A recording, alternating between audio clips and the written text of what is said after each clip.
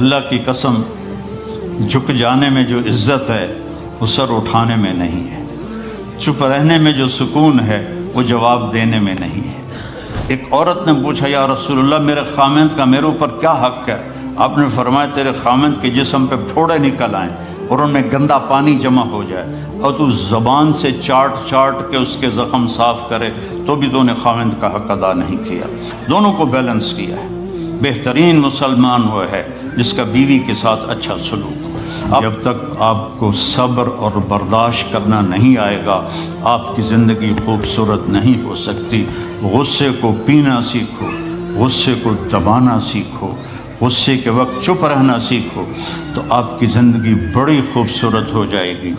دل دریا سمندروں ڈوبے کون دلاندیاں جانے ہو، وچے بیڑے وچے جھیڑے وچے ونج مہانے ہو۔ میرے نبی نے گھروں کو آباد کرنے کا ایک خوبصورت طریقہ بتایا کہ اس زبان پہ قابو کر لو، اس زبان پہ قابو کر لو، خاموش رہنا سیکھ لو۔ غصے کے بیوی کو غصہ چڑھ جائے تو خامند چپ کر جائے، خامند کو غصہ چڑھے تو بیوی چپ کر جائے تو آپ کا گھر خوبصورت رہے گا۔ اگر دونوں ہی آگ لگ گئی اور دونوں ہی بولنا شروع ہو گئے تو آپ بھی گئے، آپ کے بچے بھی گئے۔ اپنی زبان پہ قابو پانا سیکھو۔ ہماری ایک دھوبن تھی ماسی شریفہ، فوت ہوگی بیچاری، وہ تھی بڑی لڑاکی، چھوٹے قادی آئی تو چنگا شرلی پٹاخہ ہے، تو وہ آئی میری بہن کے پاس، کہتی بی بی میریاں نوواں میرے نال بڑا لڑدیاں، لڑتی آپ تھی، میریاں نوواں میرے نال بڑا لڑدیاں، میں نے کوئی تویز دے کہ ساریاں میریاں نوکر بن جانا۔ اب میری بہن کو تو پتہ تھا کہ ماشاءاللہ آپ سوا سیر ہے، تو میری بہن تویز گنڈے کا ہمارے ملک میں بڑا رواج ہے، تو ایسے الٹی سیدھے لکیریں لگا کے نا تو رول کر کے چھوٹا سا بنا کے نا کہا کہ ماسی جب تیری لڑائی ہونے لگے تو یہ تعویذ تم نے یہاں رکھ لینا اور چک مار لینا ایسے، اور اس کو گرنے نہیں دینا، گر گیا تو وہ تیری خیر کوئی نہیں۔ اور اس نے کیا کیا، اس کو چپ کروانے کا طریقہ، تو تعویذ کی تو بڑی اہمیت ہوتی ہے۔ تو ایک ہفتے کے بعد آ گئی، بی بی تو بڑا چنگا تعویذ دیتا، ساری لڑائی ختم ہو گئی کیونکہ ماسی شریفہ چپ ہو گئی۔ تو یہ سب ان عورتوں کو بھی تعویذ دیتا ہوں، ماسی شریفہ والا آپ کو بھی دیتا ہوں۔ ماسی شریفہ والا تعویذ لے لو، آپ کی زندگی بڑی خوشحال ہو جائے گی۔ اللہ کی قسم، جھک جانے میں جو عزت ہے وہ سر اٹھانے میں نہیں ہے، چپ رہنے میں جو سکون ہے وہ جواب دینے میں نہیں ہے۔ آپ خاموش رہنا سیکھو، آپ اپنے بچوں کو عزت دینا سیکھو، اپنے بچوں کو ٹائم دیا کرو۔ یہاں مرد کی بھی جاب ہے، عورت کی بھی جاب ہے، تو بچے نظر انداز ہوتے ہیں، ان کو ٹائم دو۔ میرے نبی نے فرمایا اکرموا اولادکم، اپنی اولاد کو عزت دو، اور آپ نے فرمایا خیرکم خیرکم لأہلہ، سب سے بہترین مسلمان وہ ہے جو بیوی سے اچھا سلوک کرے۔ اور ایک عورت نے پوچھا یا رسول اللہ میرے خامند کا میرے اوپر کیا حق ہے؟ آپ نے فرمایا تیرے خامند کے جسم پہ پھوڑے نکل آئیں اور ان میں گندا پانی جمع ہو جائے اور تو زبان سے چاٹ چاٹ کے اس کے زخم صاف کرے تو بھی تو نے خامند کا حق ادا نہیں کیا۔ دونوں کو بیلنس کیا ہے۔ بہترین مسلمان وہ ہے جس کا بیوی کے ساتھ اچھا سلوک ہو۔ آپ نے 11 شادیاں کی، یہ شوق کی نہیں تھیں، یہ اللہ کے حکم کی تھیں اور ہمیں زندگی سمجھانے کے لیے تھیں کہ آپ یہاں رہو یا کہیں اور جگہ رہو، جب تک آپ کو صبر اور برداشت کرنا نہیں آئے گا آپ کی زندگی خوبصورت نہیں ہو سکتی۔ غصے کو پینا سیکھو، غصے کو دبانا سیکھو، غصے کے وقت چپ رہنا سیکھو تو آپ کی زندگی بڑی خوبصورت ہو جائے گی، بہت حسین ہو جائے گی۔ زندگی اندر ہے، باہر نہیں۔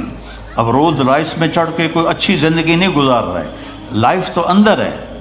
دل دریا سمندروں ڈوبے کون دلاندیاں جانے ہو، وچے بیڑے وچے جھیڑے وچے ونج مہانے ہو۔ یہ اندر ہے، لائف اندر ہے۔ اور کیا لطف انجمن کا جب دل ہی بجھ گیا ہو، جب اندر بجھا ہوا ہو تو پھر باہر کی چیزیں کوئی مزہ نہیں دیتی۔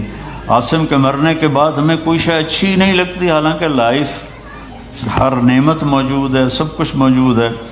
میرے بیٹے کا نام عاصم تھا جو فوت ہوا ابھی جب 36 سال کی عمر میں، تو کوئی شے اچھی نہیں لگتی کہ اندر ویرانی آ گئی۔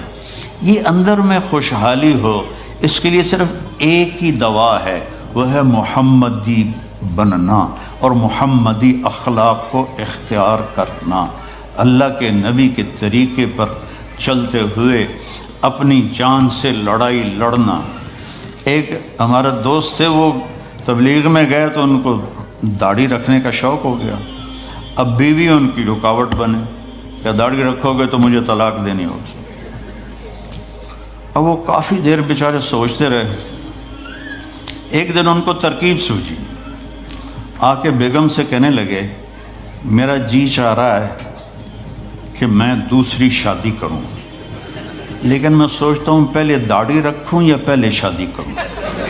تو ان کی بیگم نے کہا پہلے داڑھی رکھ لو، پہلے داڑھی رکھ لو۔ تو ایسے اپنی بیگمات کو مناؤ پیار محبت سے۔ عزت تو نبی کے طریقے میں ہے، نبی کا طریقہ چھوڑ کے میرا والد مجھے ڈاکٹر بنانا چاہتا تھا، تو آج میں یہاں کھڑا ہوتا، اگر میں ڈاکٹر ہوتا، میرا چھوٹا بھائی ڈاکٹر ہے، بہت اعلیٰ ڈاکٹر ہے، تو میں یہاں کھڑا ہوتا۔ مجھے یہاں میرے نبی کا طریقہ لے کر آیا ہے، میرے نبی کی سنت لے کر آئی ہے، میرے نبی کی زندگی لے کر آئی ہے، اور آپ جس محبت سے تشریف لائے ہیں اس کے پیچھے میرے نبی کی زندگی ہے۔ تو اللہ کی قسم عزتوں کا خزانہ ہے میرے نبی کی پاکیزہ زندگی۔ تو آپ نے ہمیں پوری زندگی گزار کے دکھایا۔ حضرت عائشہ کی دلداری فرما رہے ہیں، عائشہ انہو لیہون علی ان اریتک زوجتی فی الجنہ، عائشہ مجھے تو جب سے پتہ چلا ہے تو جنت میں میری بیوی ہے، میرے لیے تو مرنا ہی آسان ہو گیا ہے۔ بھلا جس نے رب کو دیکھا ہو اس کے لیے کسی اور کی حاجت رہ جاتی ہے؟ باقی یہ صرف دلداری کے لیے تھا۔ ایک دوسرے کی تعریف کرو، ایک دوسرے کے لیے اظہار محبت کرو۔ آج کا ماحول ایسا ہے، بیگم سے کہو گے آئی لو یو، کی خیرت ہے کیوں ہے،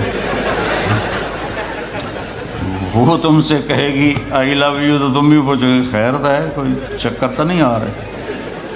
اظہار کرو، اظہار محبت کرو، اس سے آپ کے پاؤنڈنگ ہوگی۔ اولاد کو ماں باپ سمجھتے ہیں بس ہماری اولاد ہے، ہمیں ان سے پیار ہے، ان کو عزت دو، ان سے اظہار محبت کرو۔ ڈاکٹر عبدالحی صاحب ایک بڑے بزرگ گزرے ہیں، وہ اپنے ایک مرید کے ہاں کھانے پہ گئے تو پوچھنے لگے کھانا کس نے بنایا؟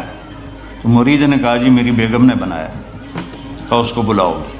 ان کی بیگم آ گئی تو فرمانے لگے بیٹی آپ کا کھانا کھایا بہت ہی اچھا تھا، بہت مزے کا تھا۔ وہ رونے لگی دھاڑ دھاڑ۔ تو وہ ڈاکٹر صاحب پریشان ہو گئے کہ بیٹی خیریت تو ہے، کیا ہوا؟ تو وہ کہنے لگی حضرت آپ کے مرید کے پاس مجھے 30 برس ہو گئے، 30 سال، کبھی ایک دن اس نے میری کسی چیز کی تعریف نہیں کی۔ تو اظہار کرو، اظہار کرو۔ حضرت فاطمہ وہاں سے دروازے میں داخل ہو رہی ہیں، آپ کمرے میں بیٹھے ہوئے ہیں یا لیٹے ہوئے ہیں یا کرسی پر ہیں یا زمین پر ہے، جو ہی حضرت فاطمہ تھے تو اب ایسے تیزی سے آگے بڑھتے تھے، وہیں نہیں کھڑے رہتے تھے، اور ایسے حضرت فاطمہ کا ہاتھ پکڑ لیتے تھے اور اس کو یہاں بوسہ دیتے تھے، اور کبھی ماتھے کا بوسہ لیتے تھے، پھر ہاتھ پکڑے پکڑے ان کو ایسے لاتے اور چارپائی پہ بٹھاتے، اس کے بعد خود بیٹھتے تھے۔ یہ میرے نبی کی عزت ہے اولاد کے ساتھ،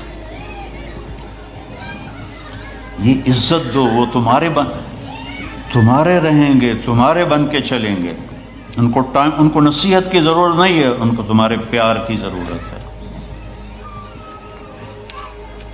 اور جب اللہ کے نبی حضرت فاطمہ کے گھر جاتے تو حضرت فاطمہ یہ کرتی تھی، وہ کھڑی ہو جاتی، آگے بڑھ کر اللہ کے نبی کے ماتھے کا بوسہ لیتی، پھر ان کا ہاتھ پکڑ کے ان کو چارپائی پہ بٹھاتی، پھر خود نیچے بیٹھتی تھیں۔ تو اظہار بہت بڑی دوا ہے، بہت بڑی غذا ہے۔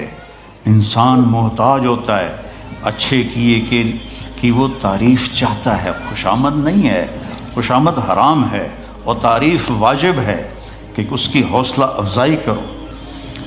تو یہ آپ کے بڑے گھر سے اور بڑی گاڑیوں سے آپ کی زندگی خوبصورت نہیں بنے گی، نبی پاک صلی اللہ علیہ وسلم کی مبارک زندگی کو اپنانے سے آپ کی زندگی خوبصورت بنے گی۔ باقی سب دھوکہ ہے، میرے رب کی قسم، سب فریب ہے۔ کچھ سال پہلے یہاں سے کوئی بڑے تاجر کی بیگم گئیں وہاں لاہور، تو مجھے انہوں نے ملنے کی خواہش ظاہر کی، تو ملانے والے نے کہا کہ یہ خاتون کے جو خامد ہیں وہ پاؤنڈ میں اربوں پتی ہیں، پاؤنڈ میں۔ ٹھیک ہے، وہ آ گئی اور آ کے رونا شروع کر دیا کہ لوگ مجھے سمجھتے ہیں میں بڑی خوش قسمت ہوں، بڑی دولت ہے، بڑی گاڑیاں ہیں، لیکن میں سب کو کیا کروں، میرے خامد کا سلوک ہی اچھا نہیں۔ ہر شے اس نے زیرو کر دی کہ سلوک اچھا نہیں۔ اس کے چند دن بعد ایک اور واقعہ پیش آیا۔ ایک نوجوان میرے پاس آیا کہ حضرت اللہ نے دنیا کی ہر دولت دی ہے، ہر شے دی ہے، لیکن میری بیوی کی زبان 30 فٹ لمبی، میں کہ 29.5 فٹ کٹ دے باقی ران دے، کہ اس کی زبان بڑی لمبی ہے، میں تنگ، اگر بچے نہ ہوتے تو میں اس کو طلاق دے دیتا۔